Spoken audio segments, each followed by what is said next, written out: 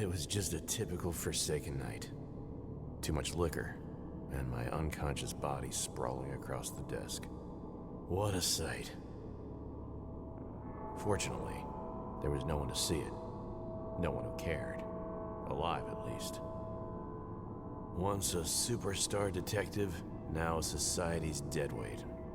Relic rotting in a world of cyber geezers. Losing work to AUGs, hackers, and robocops. No jobs, no money, no friends. It could have been worse. I lied to myself. At least I didn't sell my soul to some cybernetic mumbo-jumbo. But Lady Death was already at my doorstep. I could feel it in my gut. All I had to do is wait a little longer.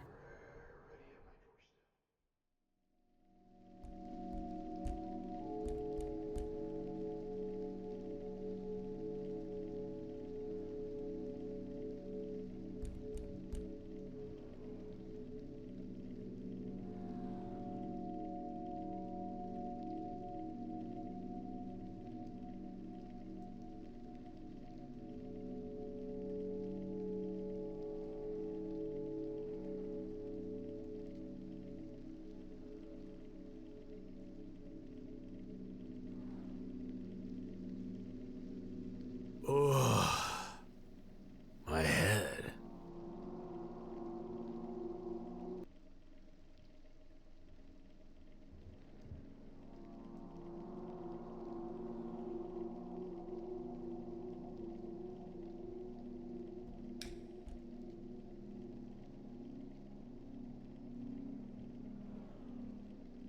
New messages.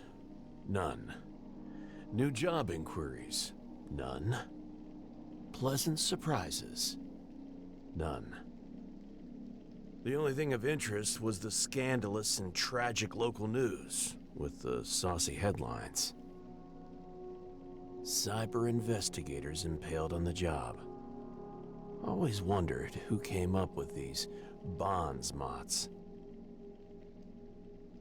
All the journalistic babble distilled, it said that 3 upper-crust investigators had been impaled at the Tresh Corner early this morning.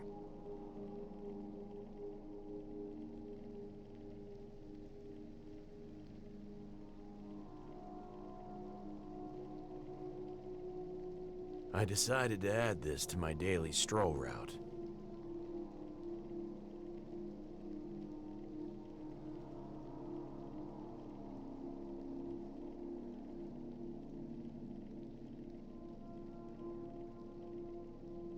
Almost enough to put a man off his breakfast. Almost. My stomach growled.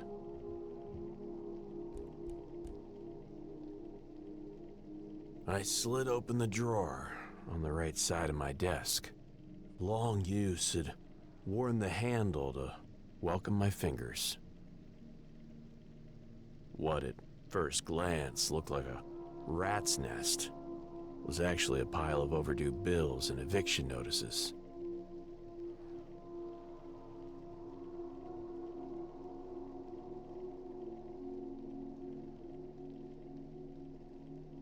A lot of time had passed since I had creds to pay these.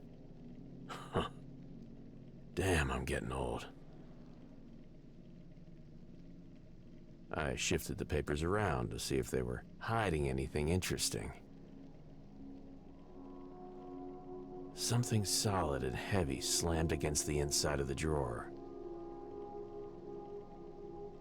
Easy, fuckface. A familiar voice spoke inside my head. Familiar? Now that's just slow. First you leave the hottest Spartan you ever could have dreamed of for another broad, and now this? So damn it, Cooper.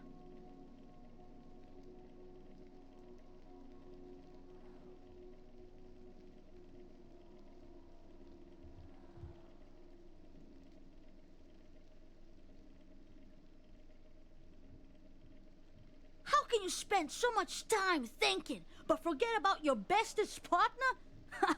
Wow, Coops. But I'm a forgiving type, so here's an offer. Take me for a ride, like you once did, you pathetic sob. Wield me like the majestic, badass, death-dealing tool should be wielded. Own it! I shoved the papers aside to get a better look. It was my old service weapon. A TT-88. Automatic. Black as the underworld's basement. What did you expect? A tiny girl living in your desk drawer?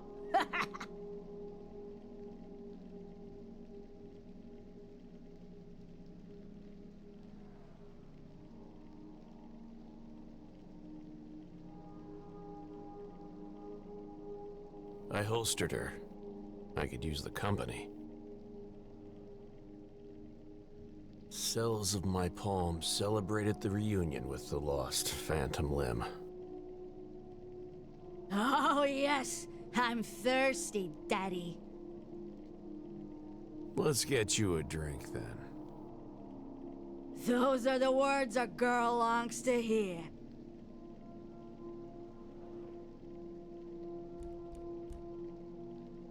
The Solsent specialty of the pit.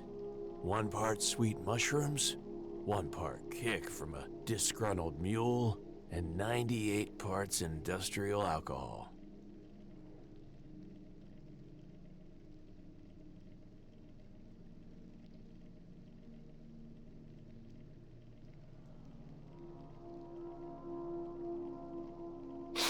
Like a good hard punch on the nose. Helps me keep my edge. The bottle was almost empty. I needed a refill from the Scray. If I can scratch up some creds, that is.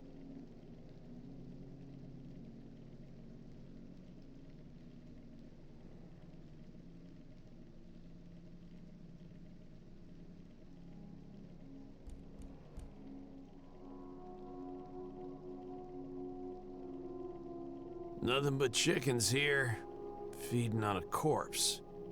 Walk!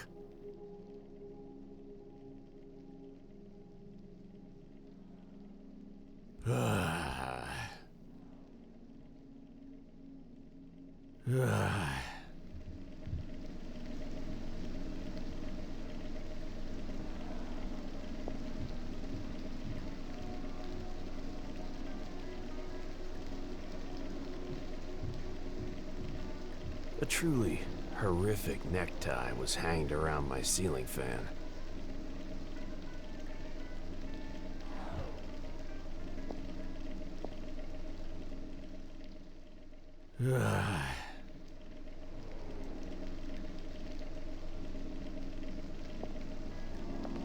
I had just a single photo of my Carmen.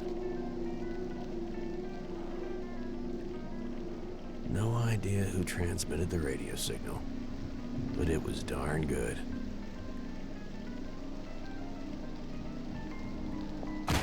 A mountain of muscle, fat, and jerry-rigged utility-class Augs burst through my office door.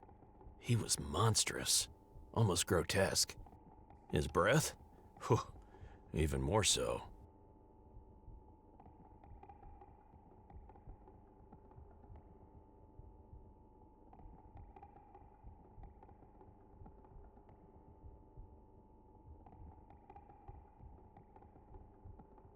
I didn't take any chances. I drew my gun. Stay right there, and let me see those hands. Please, no shoot, Mr. Gumper. Boss say no guns. Let's be civilized here, Johnny boy. This isn't gang turf anymore. We've got protocols to follow.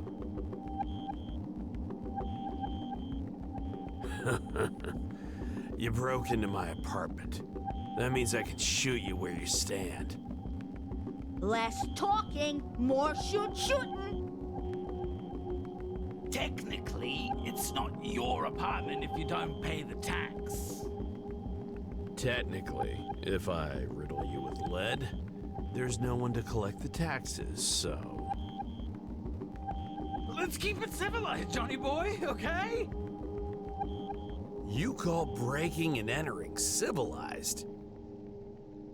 As I mentioned, it's not actually yours anymore, and protocol says that after an hour of knocking, we're obliged to break in and provide first aid, or arrange post-mortem recycling, depending.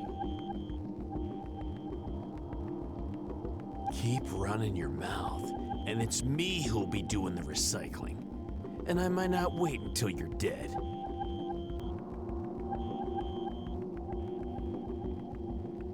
Hey, I don't like it either, but it's not my fault you don't have an honest job or that you're behind on your taxes. You got yourself into this, my friend. Now be a man and face the consequences. Don't take it out on a couple of working stiffs. Oh, he liked it.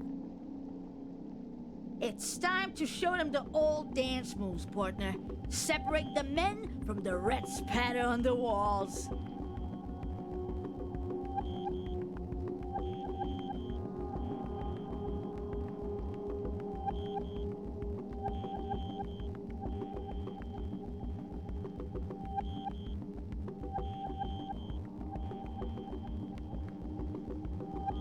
Knowing Buzz, there'd be a giant gaping hole in his plan somewhere. I just needed to push the right buttons. The fuck? That's not how we roll, man. No gun, no fun.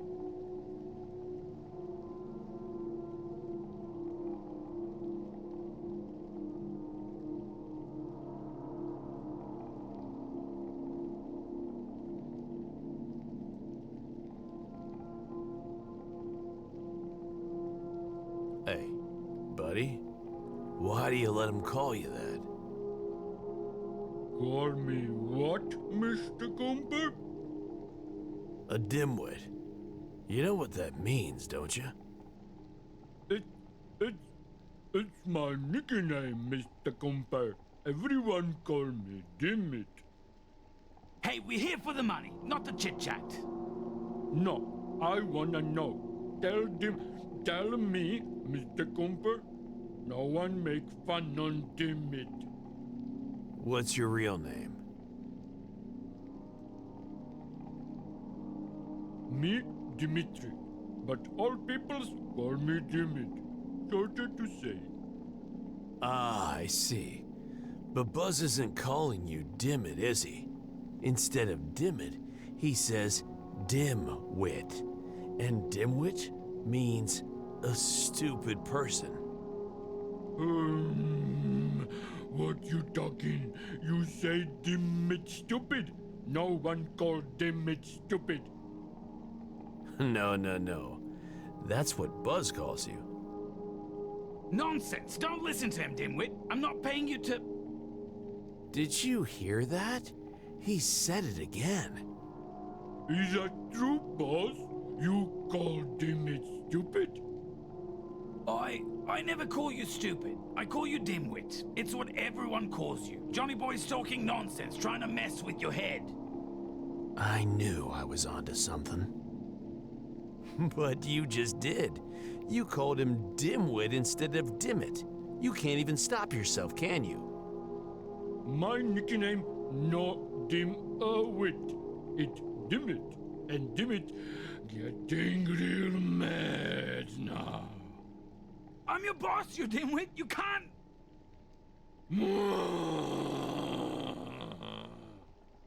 And my work was done. Dimitri raised his arms overhead like an ape. His smash buzzed to smithereens. But...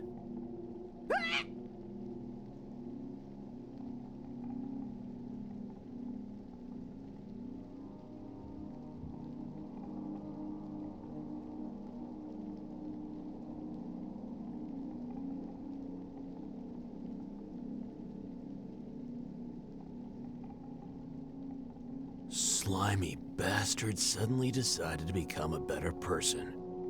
In the worst possible moment. I'm sorry, okay? I'll call you Dimitri from now on.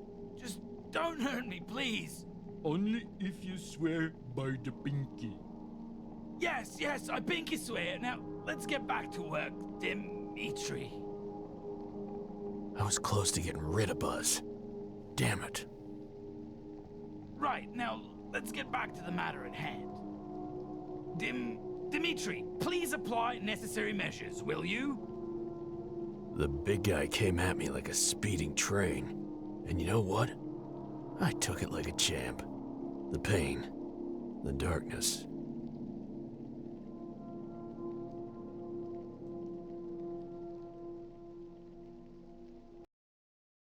I'll always remember the day when she waltzed into my office. She sat into the armchair. I leaned to light her cigarette. Sweet tobacco filling the air. I have a job for you, Detective. 7 sweet words looping in my mind. Forever. I have a job for you, Detective.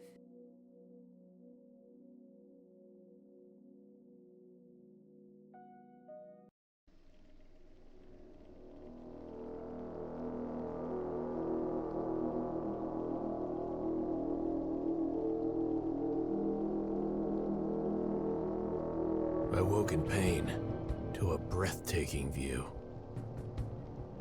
Across from my desk sat the smoothest, longest, most scantily clad pair of legs I'd ever dreamed of.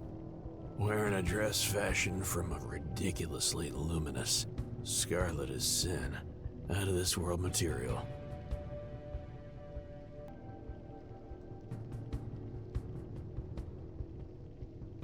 Mind-numbingly beautiful, perched in my chair like she owned the place. I have a job for you, Detective.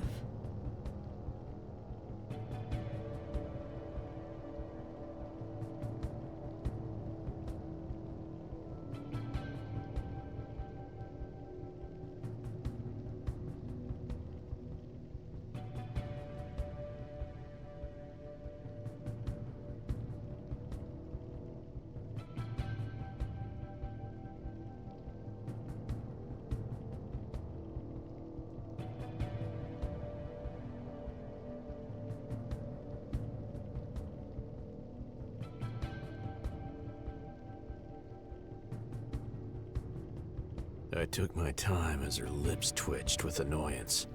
She wasn't a patient woman. Who are you? And where'd you pick up that line? For the sake of this conversation, you can call me D.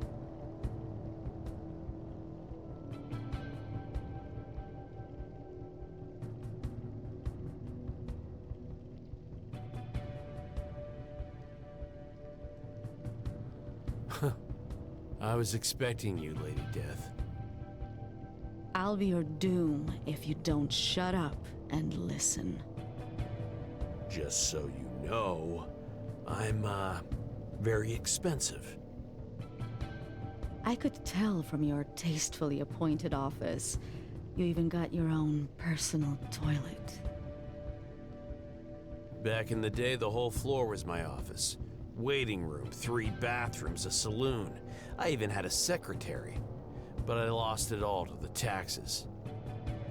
I made sure that your troubles with local tax collectors and their apish enforcers go away forever. I've also taken the liberty to pay all of your outstanding bills. I knew exactly what that meant.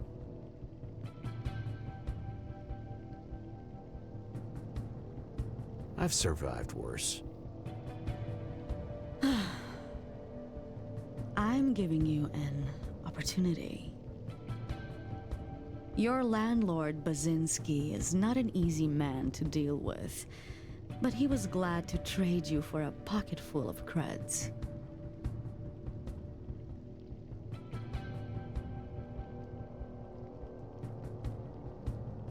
He and his dim-witted bodyguard were about to put you on the elevator to the sludges.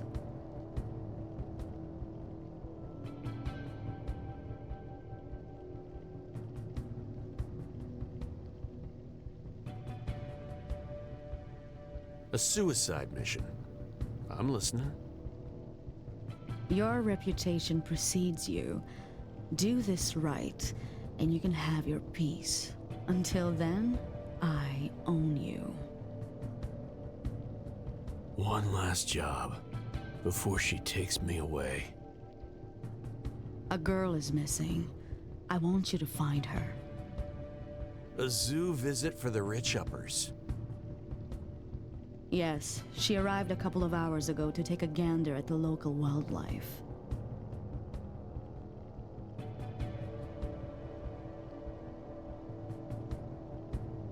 Tell me about this girl. Her name is Lucy, a Class A+ citizen, 7 years old. Wow. You didn't say she was only a kid. What was she doing out here alone? 7 decimal years. That's the equivalent of chronological 19. In fact, it was her 19th birthday.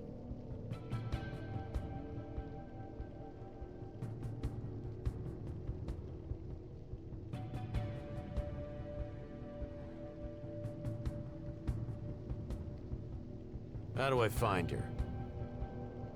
Here's a photo, reconstructed moments before she went off the grid. She leaned forward to slide a picture onto the table.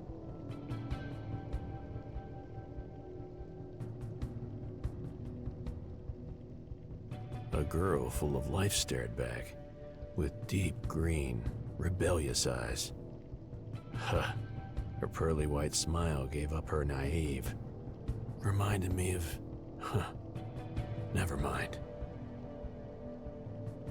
Synthesized hair color matched the iridescent blue of her oversized hood atop a pine green bolero.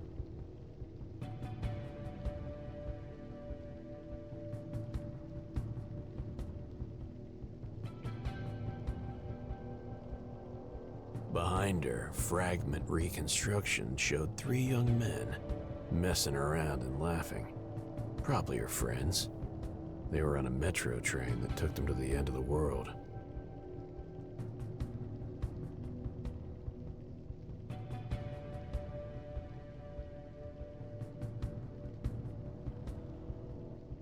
That was the place to start the investigation.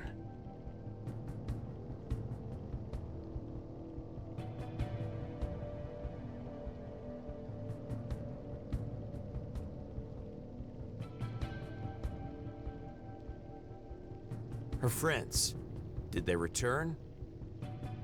They came back at 021 hours.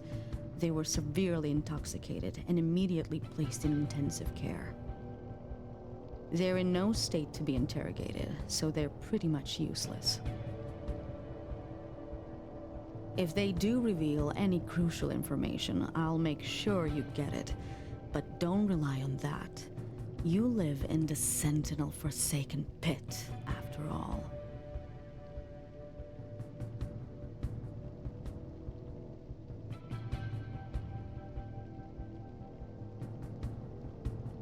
Who is she to you? A daughter? Sister? Arcology is no longer family-based, but she is as precious. How does it work then? When they turn 1 decimal time year old, they all go to prep school. There, they are supervised and guided by professionals to reach their best potential. At the age of 7, the age of majority, they have a month off before specialization and deployment. Deployment. To their professional careers, usually off-world. Sounds like a very cold world they live in. It's much more efficient, both for children and parents. Efficiency isn't everything. What about the parents' love? You mean hormonal responses? It's all chemistry, easily replaced with pills. Trust me, they never feel alone. Wow. Every detail makes it sound colder and colder. Maybe, but it keeps the arcology running at peak productivity. Love in pill form. The world really has gone to hell.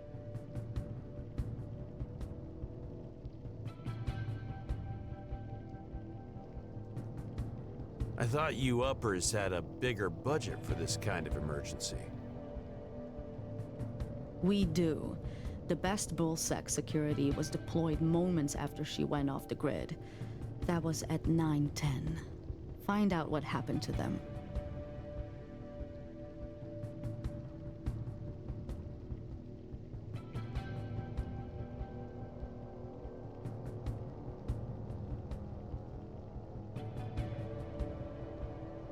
I turned the green screen towards her. She took a moment to scan it. Yes, that's them. Check that out. They might still be useful.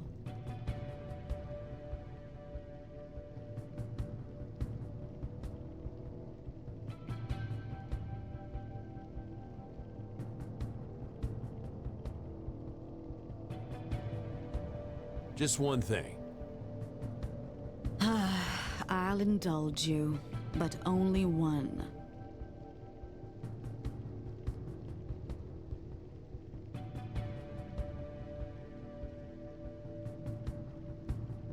Are you, by any chance, a Bion? What makes you think that? Just a hunch. I'm not a Bion, but you're speaking with my envoy, merely a vehicle for my true self. I see, hear, and feel through it. It's safer than hiring someone to do the job. Fascinating. I've never heard of that. Normal people save up for their whole lives just to secure their post-mortem Bion. Using it as I do is much too expensive for almost everyone. Okay, I'll start looking. Good.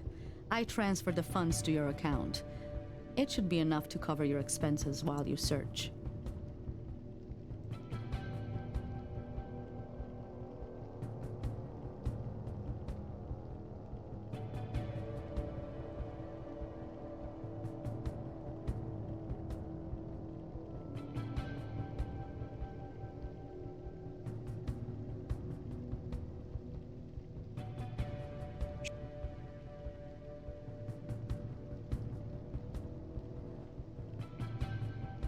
Got your back, partner.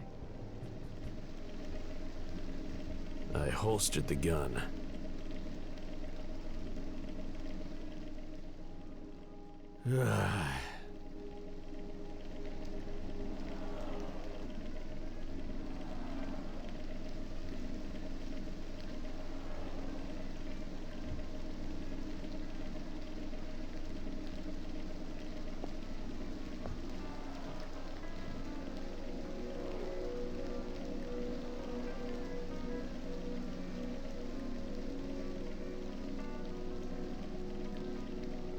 You were better, John. So much better than this wallowing PI bullshit you're trying to pull. Take this chance. Prove it yourself. I can help you. Yeah, don't forget to bring along the sad string quartet, too.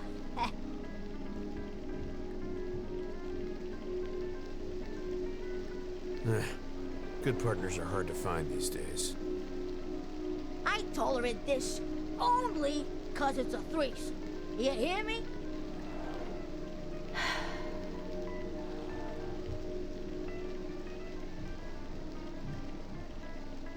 No idea how or when the thing got up there.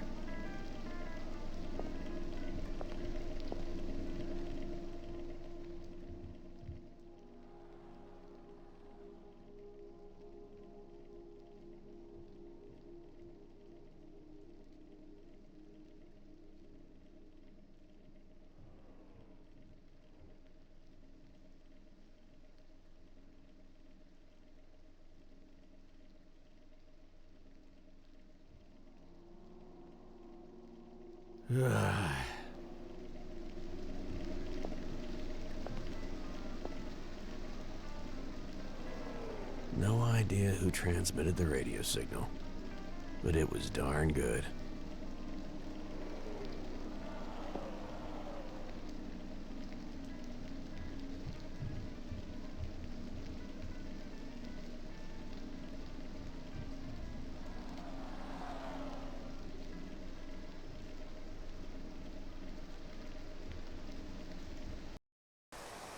The pit's sprawl of streets, alleys, and empty lots went silent, became irrelevant, forgotten along with the people who roamed them. But this place...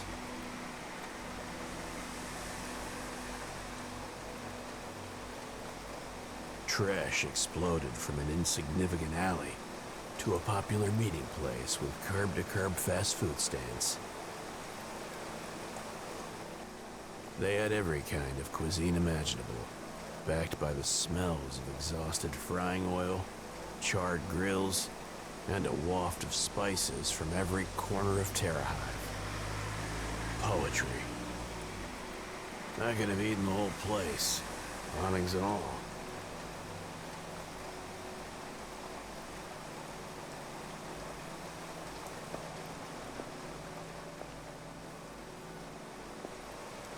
Now here's a real professional. Jim is one of the better cooks at Trash. Specializes in shavap wraps, something of a trademark fast food in these parts.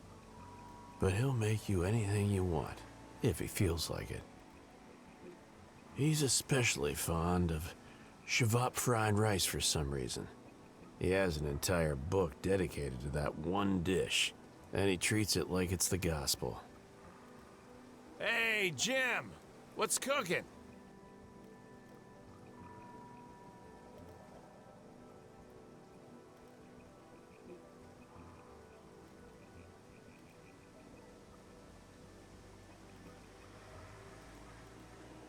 Isn't that my favorite detective, Uncle Johnny? Jim calls me uncle because I saved his neck from his wife, who hired me to bust him up for cheating. He was worth more to me as a friend, and I was short on friends in those days. We, need to talk, buddy. I think you may have witnessed something really important. Oh, anything for my Uncle Johnny.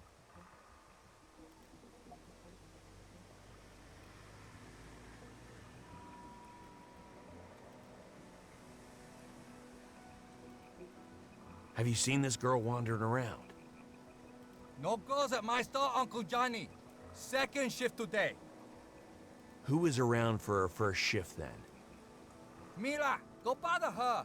Yo, scratch that. I don't know where she is.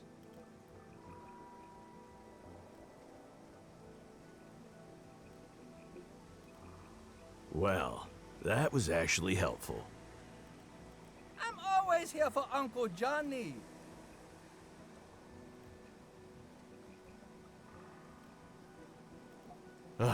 I'm starving. Got a fresh shavap? Sure thing, I got some fresh savapi ready. That'll be 3C.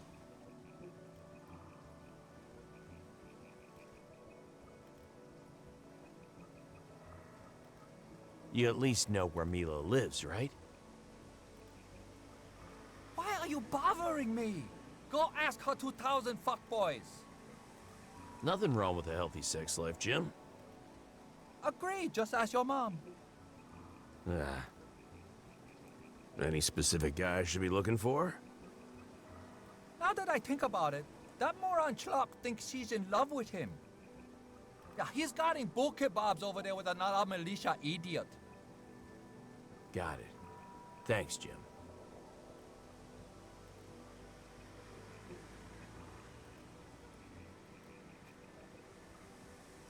See ya, Chef.